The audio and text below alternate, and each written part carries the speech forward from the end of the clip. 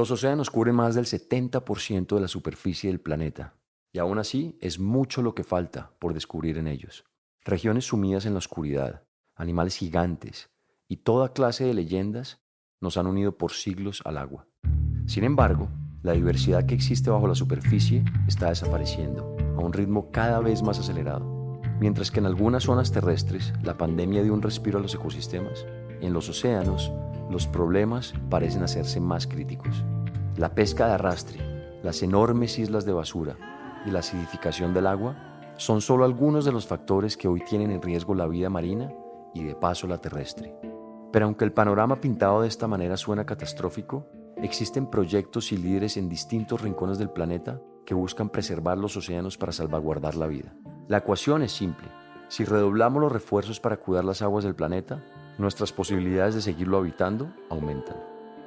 Bajo esta premisa, Enric Sala, ex profesor universitario y actual líder del programa Pristine Seas, abandonó la academia. Como él mismo lo cuenta, se cansó de escribir el obituario del mar para dedicar su vida a salvarlo.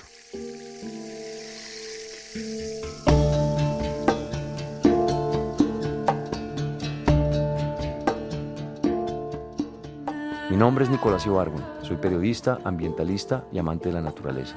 Pero sobre todo, soy alguien que está convencido de que debemos cambiar la relación que tenemos con la Tierra. Tierra querida.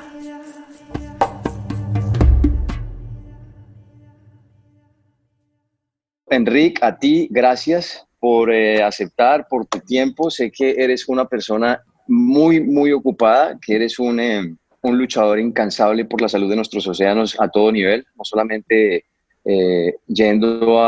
organizando expediciones maravillosas, además de las cuales yo tengo la fortuna de compartir 2 o 3, no me acuerdo, contigo, en lugares maravillosos, sino que además haciendo el trabajo que no es tan divertido, que es hablando con los políticos, con los senadores, con los presidentes de los diferentes países, yendo a las conferencias, etcétera, etcétera, etcétera. Soy testigo de tu incansable trabajo y sé que lo que has logrado tú para la conservación marina, la verdad yo diría que lo han logrado pocos, en one lifespan. O sea que muchas gracias por estar acá, mi querido amigo Enrique. No, gracias a ti, Nico. En cuanto me dijiste, yo digo, venga, vamos. ¿Cómo es el estado de nuestros océanos hoy en día? Que mucha gente que no está muy metida en el tema, a todos nos cautiva el mar y la gente, a los lugares de vacaciones que prefieren ir es donde hay mar, donde van a las playas, el mar se ve siempre muy bonito, muy azul, a veces todavía hay pescadores en los lugares llevándoles pescado, llevándoles langosta, etcétera, pero yo creo que eso no representa la salud de los océanos para nada, ni lo que está pasando una vez uno se sumerge un poquito más abajo de la superficie. Entonces, según tu trabajo en Pristine Seas, ¿cómo ves, a modo muy general, el estado de nuestros océanos hoy? Muy mal, muy mal. Si viniera un extraterrestre a bucear, se lanzara en cualquier punto del océano al azar, tendría 99,999% de posibilidades de sumergirse en un lugar donde el pez más grande es más pequeño que la pantalla del laptop que estamos utilizando. El 90% de los peces grandes del mar, tiburones, atunes, peces de espada, meros, han desaparecido por la sobrepesca, por la pesca. Las capturas de peces marinos globales llegaron a un pico en el 96 y luego han estado disminuyendo. O sea, el peak fish lo logramos hace 24 años. Y si continuamos de esta manera, y 2/3 de las poblaciones de peces están sobreexplotadas, lo que quiere decir que se saca pescado más rápido de lo que se puede reproducir. Entonces, si seguimos así, para el año 2050 la mayoría de pesquerías comerciales se habrán colapsado.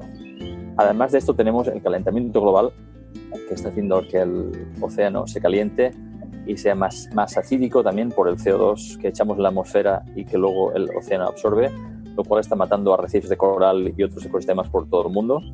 Y por si fuera poco, tenemos la contaminación, que siempre ha sido un problema de los últimos 200 años, pero ahora sobre todo por la contaminación del plástico, ¿no?, que es tan conspicua, tan evidente. Entonces tenemos estas 3 amenazas tan grandes: sobrepesca, cambio climático y contaminación, que están disminuyendo la vida marina a niveles globales. De hecho, leí un estudio el otro día que dicen que para el 2050 va a haber más plástico en el mar que peces. Por peso, esa es la estima, sí. Por 2 razones. Una es porque estamos disminuyendo la biomasa de peces en el mar por la sobrepesca y estamos aumentándolo. La cantidad de plástico que va al mar es como un camión de basura cada minuto. Wow. Bueno, antes de que nos metamos más en materia, cuéntanos para que la gente que nos está oyendo entienda un poco más qué es Pristine Seas. ¿Cuál es la visión que tiene Pristine Seas para proteger nuestros océanos? Yo era profesor en la Universidad de California, en San Diego, y estaba estudiando los impactos de la pesca, el cambio climático en el mar. Y un día me di cuenta que lo único que estaba haciendo era escribiendo la esquela mortuoria, el obituario de la vida marina, con más datos, cada vez más datos. Entonces me sentía como el médico que te dice cómo te vas a morir, pero que no te ofrece ninguna cura. Entonces ese día decidí abandonar mi puesto de profesor en la academia y dedicarme a conservación marina a tiempo completo. Y me fui a Cataluña durante un año y ahí se me ocurrió esta idea: ayudar a proteger los lugares más salvajes que quedan en el mar, los lugares que todavía están en buen estado de salud, antes de que sea demasiado tarde. Entonces fui a National Geographic en el 2008 y les propuse un proyecto donde se combinaría tres cosas por las que National Geographic es bien conocido: exploración, investigación y medios de comunicación, para inspirar a comunidades y a líderes de países para que protejan estos lugares. Entonces, eso es lo que hemos estado haciendo en los últimos 12 años. De eso se tratan tus expediciones, ir a lugares remotos, lugares más salvajes de la Tierra, hablar con los líderes que están encargados de esto. ¿Y cuáles son los resultados hasta ahora de Pristine Seas? Han sobrepasado mis sueños. Hemos estado cuando comenzamos, si me hubieran dicho que hubiéramos ayudado a proteger uno de esos lugares, hubiera sido el hombre más feliz de la Tierra. Pero hemos visitado 30 sitios en los últimos 12 años y hemos logrado que se protejan 22 de ellos.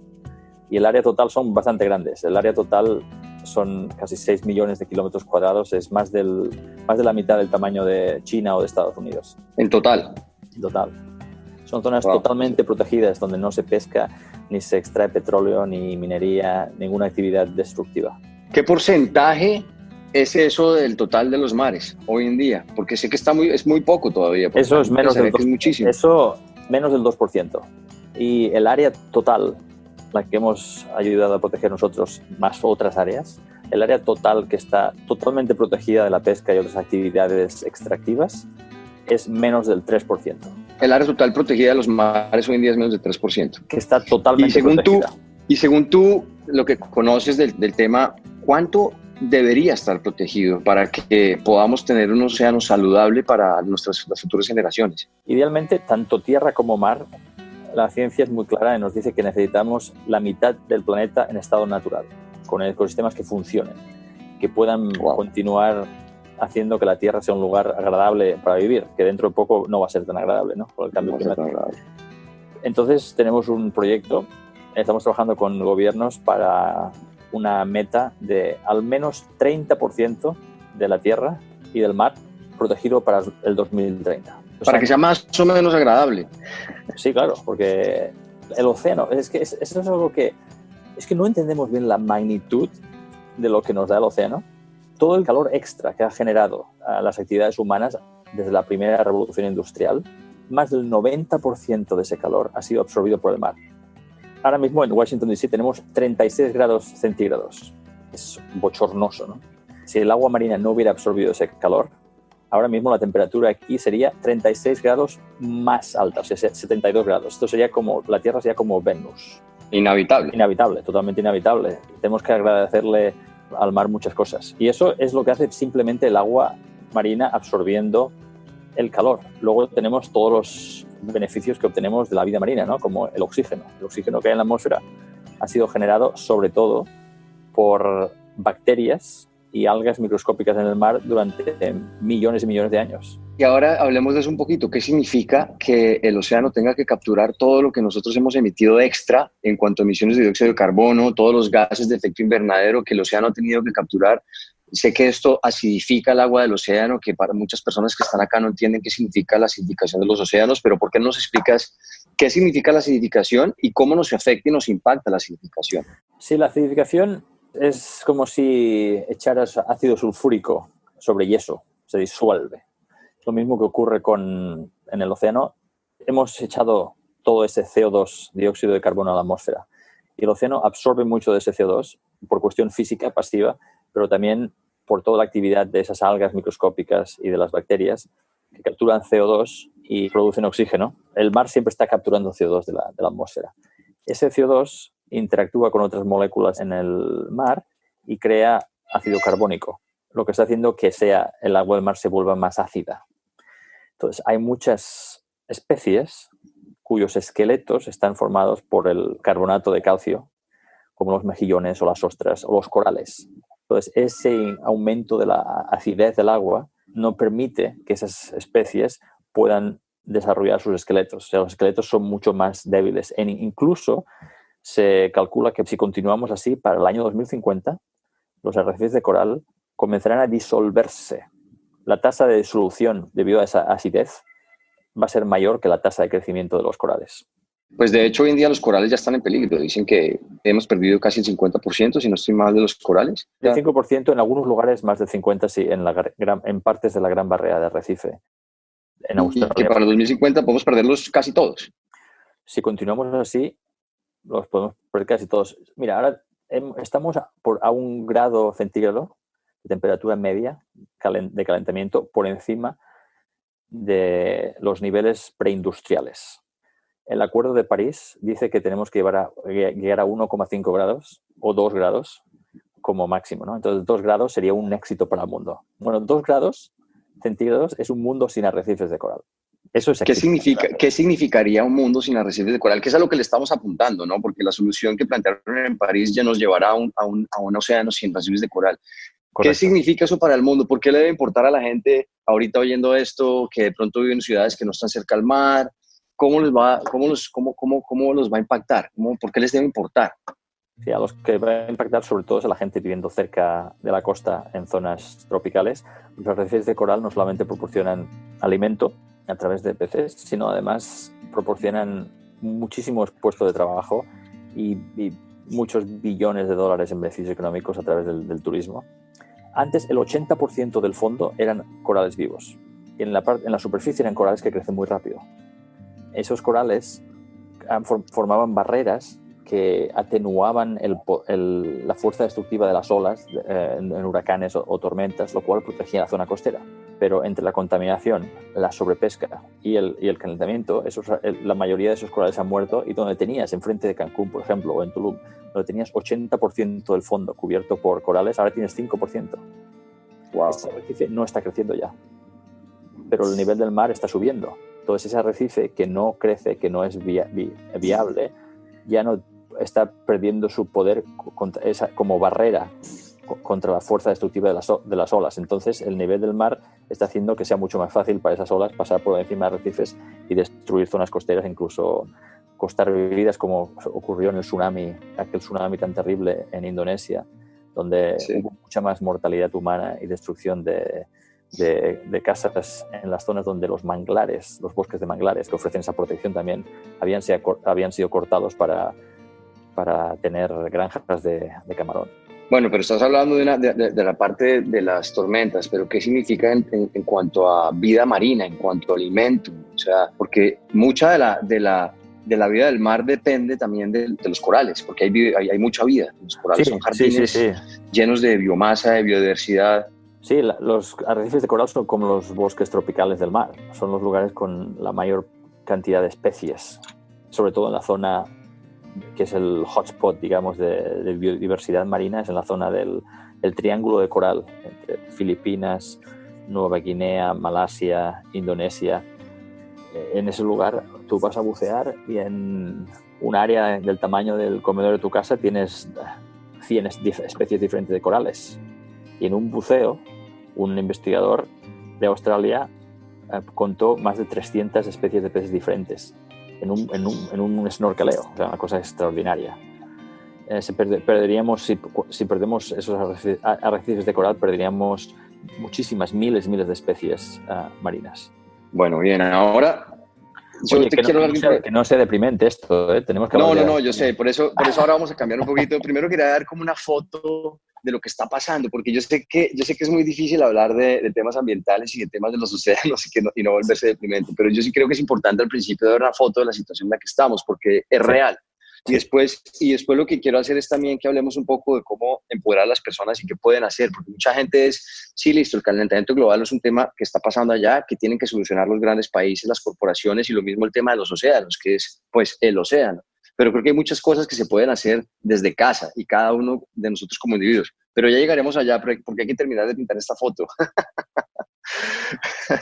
Y la otra foto que quiero pintar acá es el tema de la sobrepesca. Es una de las cosas que más me impactan a mí, que más me afectan, no solamente porque soy vegano y lo soy por amor a los animales y lo soy por amor al medio ambiente, sino porque he visto cómo personalmente, cómo se devastan regiones completas debajo del mar. Lugares donde yo crecí, por ejemplo, en Colombia, en las Islas del Rosario, en Cartagena, cuando yo primero buceé allá, cuando tenía 12, 13 años, que no buceaba, pero hacía apnea. Eran jardines de coral por todas partes, tú veías todo tipo de especies. Hoy en día vas y te juro, parece que hubiera caído una bomba atómica. No hay nada vivo, nada. Entonces yo he sido testigo personal a través de mis años buceando de la destrucción. Y bueno, por todo lo que dices, por la polución, pero sobre todo por el calentamiento global, pero sobre todo la sobrepesca, y la he visto ocurrir. Y también sé que lo que a veces le digo a mis amigos es, si uno fuera a un restaurante y pidiera una orden de camarones, pero uno diría, oiga, pero además de mi orden de camarones, tráigame todo lo que se sacó para sacar estos camarones. Tengo entendido que toda la mesa me la tendrían que llenar de tortugas, de delfines, de ballenas, de meros, de atunes, de todo tipo de animales. Entonces, y tengo entendido que por cada kilogramo de pescado que se pesca, por lo menos 5 kilogramos son pesca incidental, que terminan igual tirándola al mar. Entonces, ¿tú cómo ves el tema de la sobrepesca y cómo podemos hacer en el mundo para enfrentar este problema?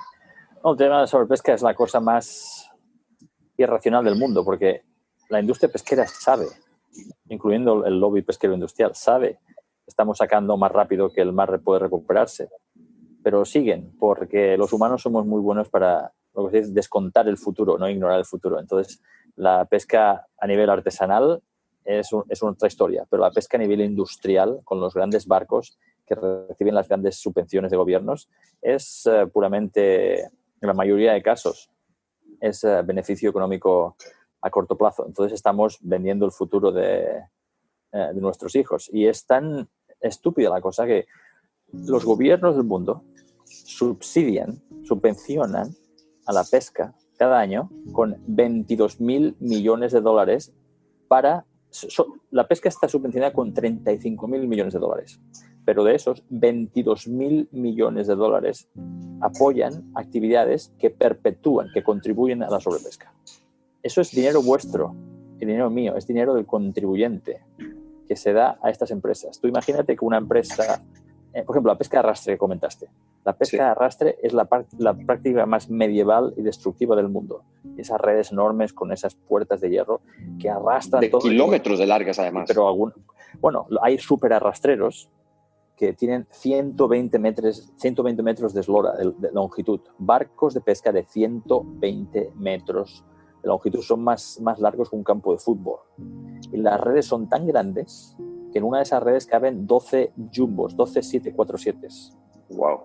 Entonces imagínate un paso de esa red sobre una montaña submarina que tenga corales que tienen miles de años, se acabó. En minutos se destroza el crecimiento de miles de años, por ejemplo.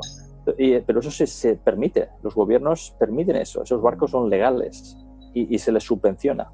Pero la mayor parte de esa pesca tan destructiva, si no estuviera subvencionada por gobiernos, no sería productiva comercialmente, no sería rentable económicamente.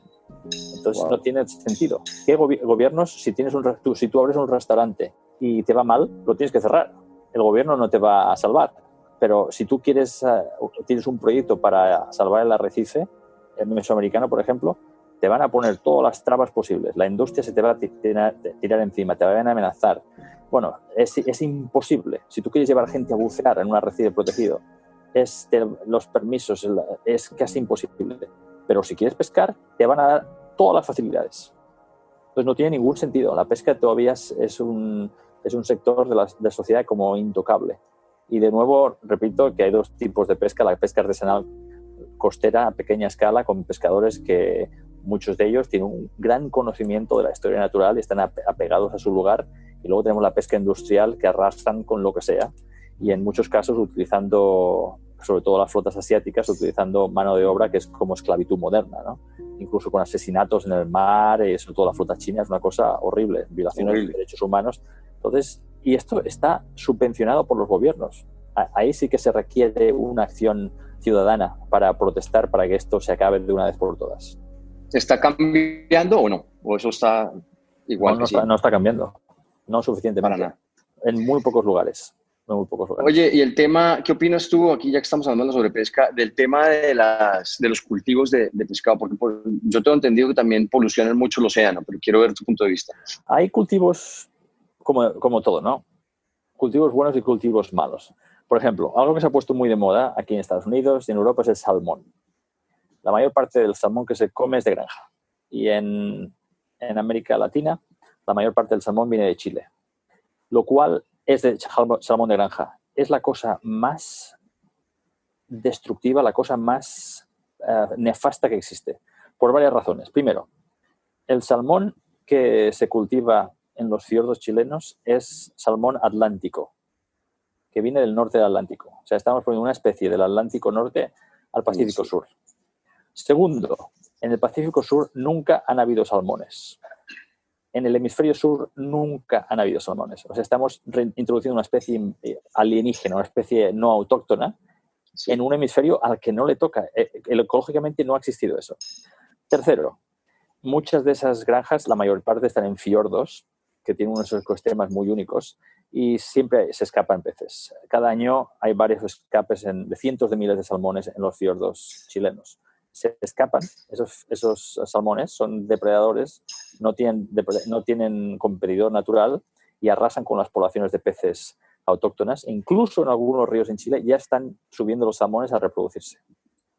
Cuarto, se usa gran cantidad de antibióticos para esos salmones, porque se cultivan en concentraciones tan hacinadas que los salmones están llenos de infecciones. Es una cosa absolutamente horrífica.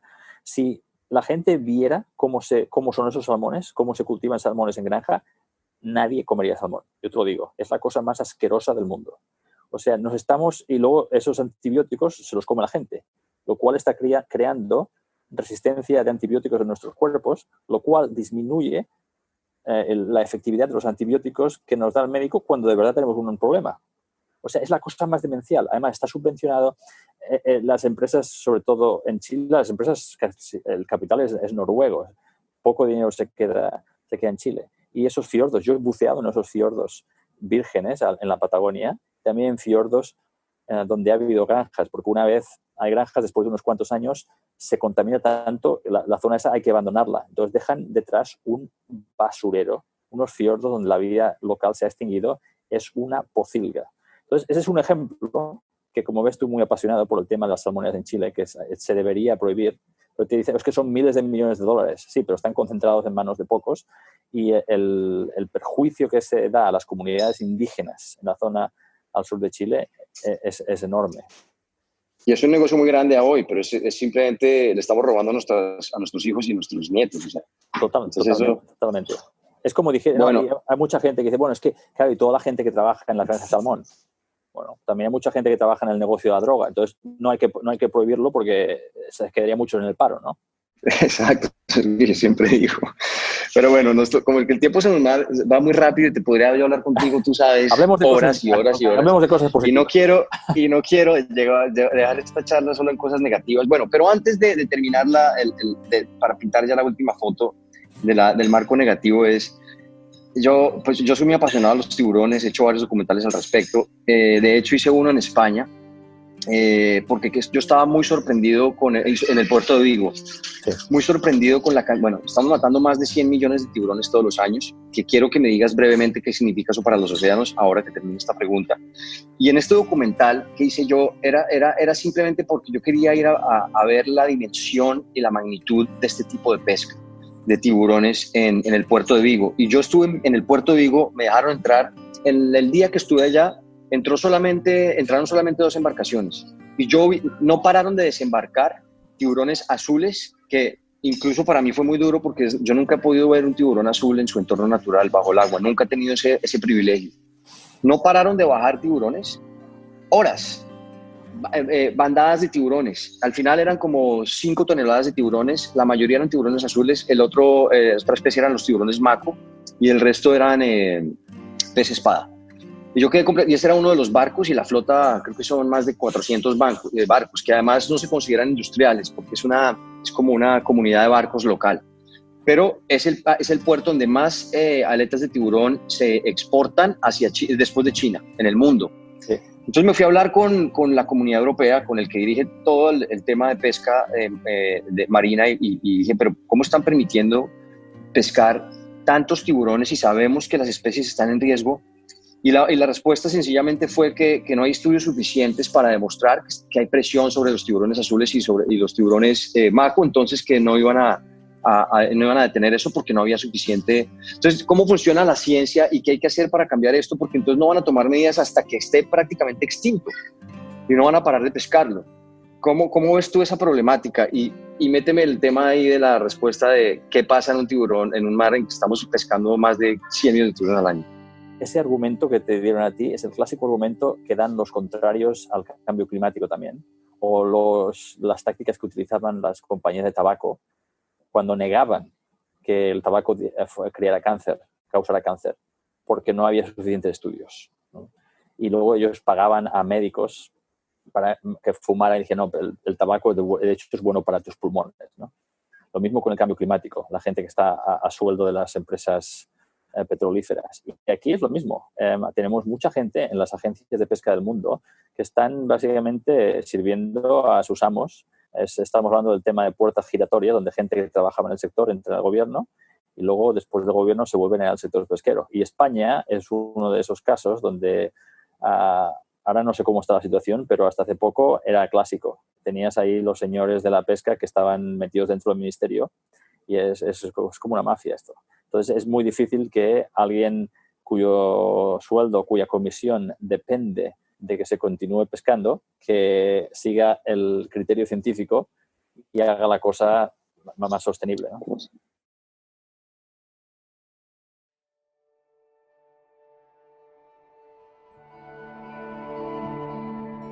Ahora yo quiero que me cuentes de buenos ejemplos del mundo. Yo sé que los dos hemos estado en un lugar tan espectacular, por ejemplo, que es como Cabo Pulmo, por ejemplo, que es un ejemplo a seguir a nivel mundial, por lo menos desde mi experiencia, lo que yo he visto allá es excepcional. Y una vez te sales de Cabo Pulmo, que es un lugar pequeñito además, lo demás está ya en un estado deplorable. Cuéntanos la experiencia de Cabo Pulmo y... No te voy a contar, os voy a enseñar. En este punto, Enric muestra la fotografía de un desierto marino en Cabo Pulmo, ubicado en el Mar de Cortés, México. Hay una roca entre gris y negra que muestra cómo la vida que alguna vez habitó allí desapareció. Ok, Cabo Pulmo es un lugar en México. Esta foto la tomó mi amigo Octavio Aburto.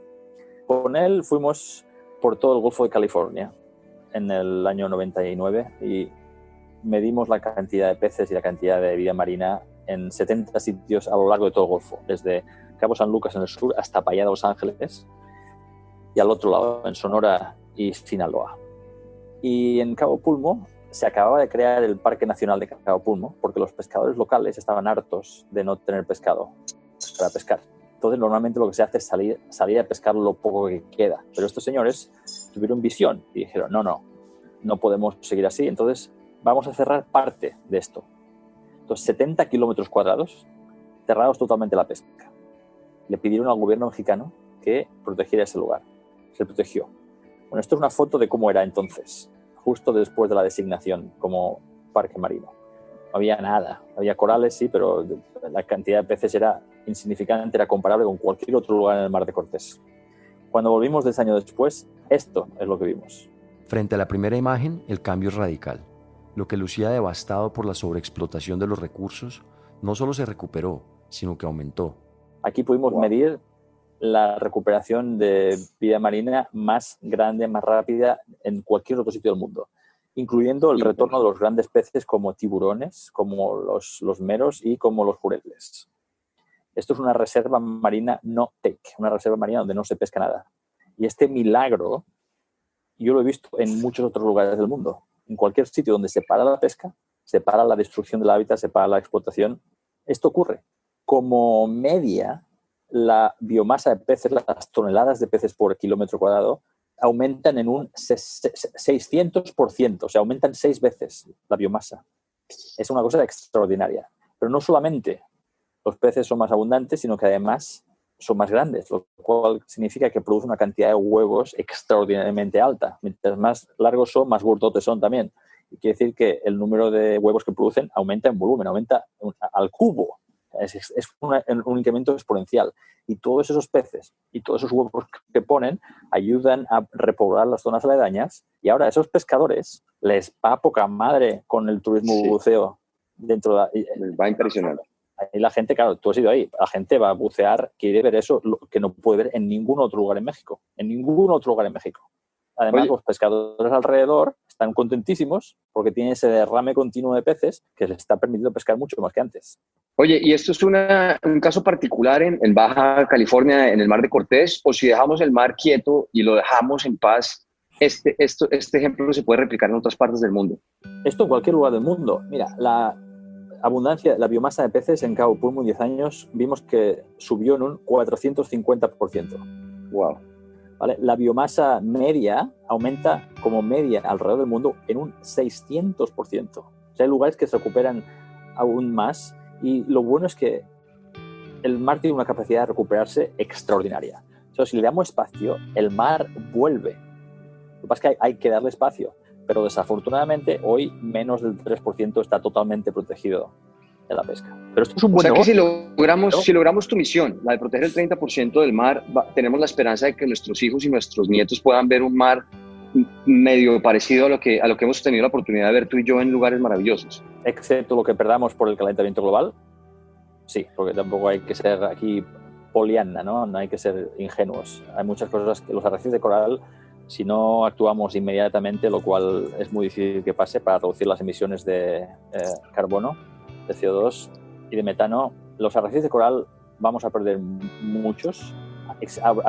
Hay lugares donde están resistiendo bien, pero en muchas otras zonas del mundo la recuperación va a ser espectacular y vamos a ver, con Pristine Seas hemos estado en lugares donde nunca se ha pescado, donde no vive nadie, y te metes en el agua y ves cosas así y dices, wow, eso no había visto en ningún otro sitio del mundo. Entonces, cuando estás en esos lugares te das cuenta de cómo era el mar antes, pero también eso nos muestra que si hay sitios que están todavía así, podemos recuperar el resto del mar. Y tenemos un estudio ahora en revisión en una revista científica que indica que si protegiéramos el 30% del mar adecuado, estratégicamente, ese derrame de peces, debido a toda esa reproducción en las reservas, nos daría unas capturas anuales de 10 millones de toneladas por encima de lo que se pescaría sin esa reserva. O sea, estaríamos incrementando. Si se protege el 30% del mar, se estaría incrementando las capturas en un 15% a nivel global. O sea, protegiendo el 30% del mar nos llevaría a mayores cantidades de pesca de incluso lo que estamos pescando hoy en día. Correcto. Wow, eso está impresionante. Claro, eso es como tienes una cuenta de banco. El 97% del mar está abierto a la pesca. Es como una cuenta de banco donde todo el mundo saca, pero nadie ingresa. Entonces ya no tienes que ser banquero para saber lo que le va a pasar a tu cuenta corriente, ¿no? Pero si tienes una cuenta de inversión, donde tienes un capital que no lo tocas y que crece, incluso en tiempos como el COVID, el stock market sigue creciendo, ¿no? Pues ese capital crece y produce intereses cada año. Entonces, si puedes vivir de esos intereses, pero claro, si tú te vas comiendo el capital, te vas a quedar sin nada. Es que es así de simple. No, y de hecho contra el calentamiento global, un mar más resiliente es mucho más, digamos que aguanta mucho más la presión del calentamiento global que un mar que esté en el estado en que está hoy en día. Entonces, de todas maneras, vamos a tener mucha mejor... Exactamente. Hay otro tema y es que a mí me sorprende con la gente porque cualquier persona que no ha estado buceando en lugares tan maravillosos como tú has estado, yo he tenido la oportunidad, tú te metes a un arrecife que ya uno sabe que está completamente destruido, la gente ve 3 pececitos así de grandes y sale diciendo, wow, qué increíble, acabo de ver 3 peces así de grandes, pero ellos no saben que eso no es nada, no es ni siquiera una sombra pequeña de lo que había y del potencial que hay. ¿Cómo pelear contra eso, contra lo que conocemos como el shifting baseline, que no sé cómo traducirlo en español, de que el Mar de Cortés sea lo que fue cuando Jacques Cousteau lo nombró el acuario del mundo, que hoy en día no es ni siquiera una sombra de lo que era, pero sin embargo hoy en día uno va al Mar de Cortés y ve cosas maravillosas. La última vez que estuve ahí, por primera vez en la vida me tocó, el deseo se me cumplió de que me pasaron 3 orcas por el lado.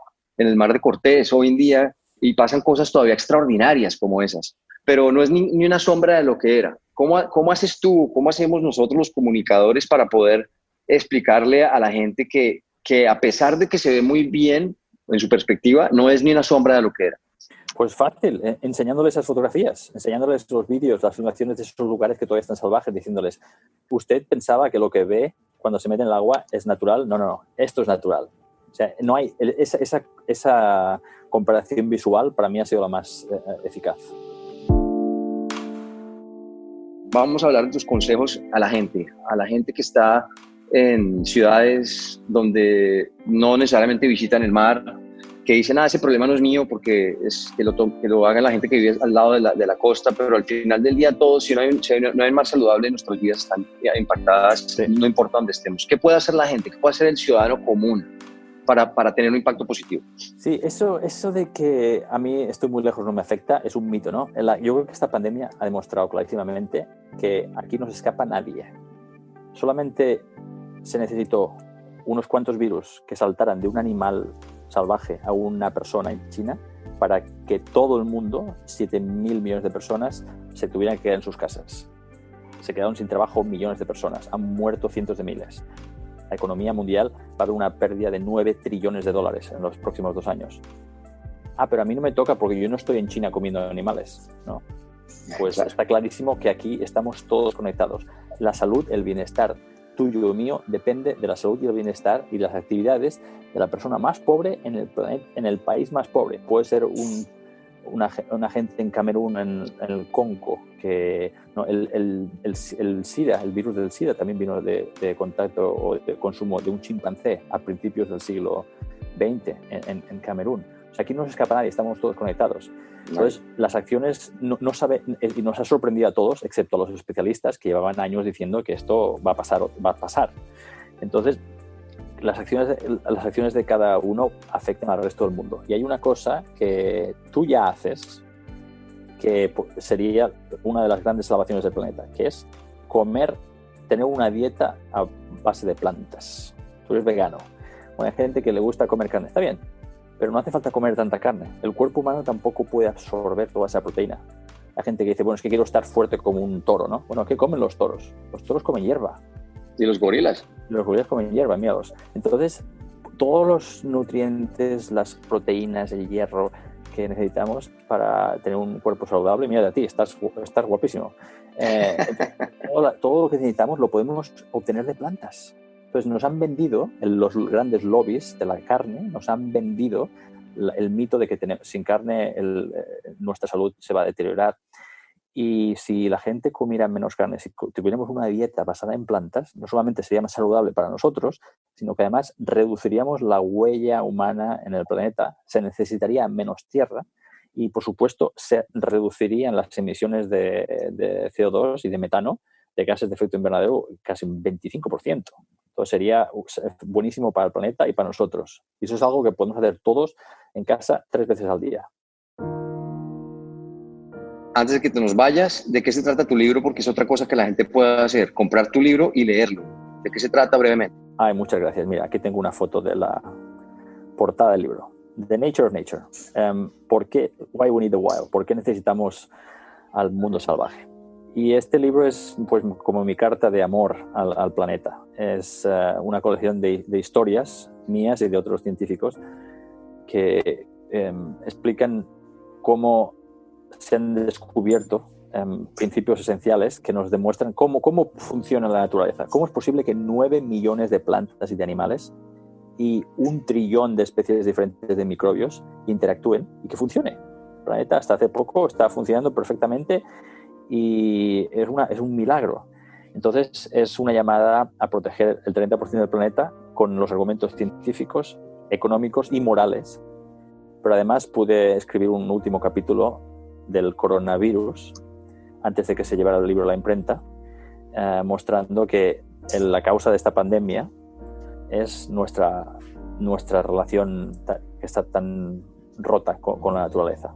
Entonces, ¿cómo podemos mejorar la salud humana, la economía global y el bienestar de todo el mundo con más protección?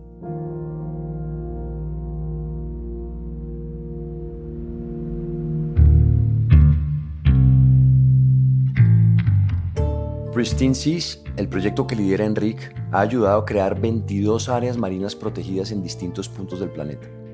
Pero sumado a esta labor, busca que cada vez más personas sean conscientes de la necesidad de cuidar la vida bajo la superficie. De las aguas sanas depende la vida en la Tierra. Esta entrevista fue grabada el 20 de julio del 2020.